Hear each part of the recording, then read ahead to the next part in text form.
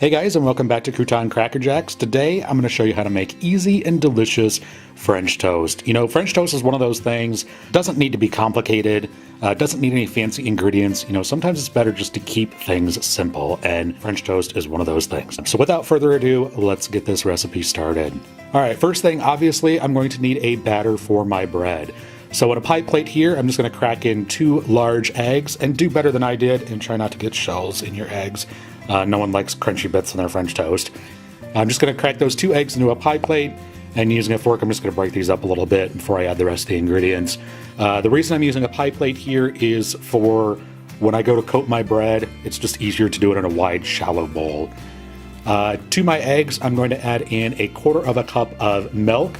You could also use cream or half and half if you're feeling decadent. I'm going to add in 1 teaspoon of granulated sugar, as well as 1/8 teaspoon or 1/4 teaspoon of cinnamon, just a pinch of salt, maybe 1/8 teaspoon or so, and just a quick splash of vanilla.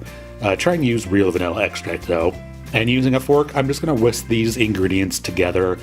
Just make sure that all the eggs are completely smooth. The milk kind of helps break up those eggs.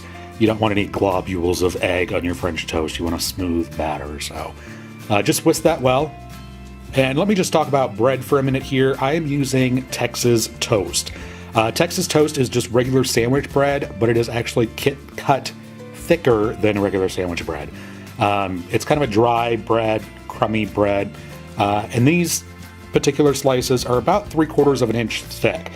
And that's exactly what you want. You want a thick bread for this. And I'm just using this regular sandwich bread. You could use brioche if you wanted to, or French bread, you know, whatever kind of bread that you like. I just happen to like just plain old sandwich bread. It makes the best French toast to me. Now I've got a frying pan over medium-high heat here. It's actually between medium and medium-high. I'm going to add in about 1 teaspoon of vegetable oil, as well as just a little pat of butter. Now the reason I add both vegetable oil and butter is because I like the flavor of frying in butter. As well, butter kind of has a natural non-stick property to it, but the vegetable oil raises the burning point of the butter so the butter doesn't burn, because you definitely don't want burned butter on your French toast. Well, maybe you do, but I don't, so that's why I do both. And you want to make sure that your butter and oil are hot before you add in your first piece of French toast. Otherwise, your French toast is going to stick, and you don't want it to stick. And you know when it's ready when the solids, the milk solids in the butter start to brown. I don't know how well you can see this in the video, but they're just starting to turn golden. That is the exact time that your pan is ready for your French toast. So what I'm going to do is just kind of mix up my French toast, my batter mixture a little bit here. Make sure that the cinnamon isn't, you know, sinking to the bottom. And dunk your bread just really quickly on one side, flip it over, get it coated on the other side, let it drip a little bit, and then add that to your pan. Now, a lot of recipes for French toast call for you to soak the bread. I do not like soaked bread for French toast. Maybe you do, I don't. I like my French toast to not be custardy. I like it to still be bread in the center. So I just do a light coat on both sides, and I'm just gonna let this go for a couple minutes until it gets nice and golden brown on the bottom. Don't be tempted to move your bread around, you know, just let the pan do its work, let the heat do its work. You know when you're getting ready to flip, when the bubbles around the outside get a little smaller and they don't pop so aggressively.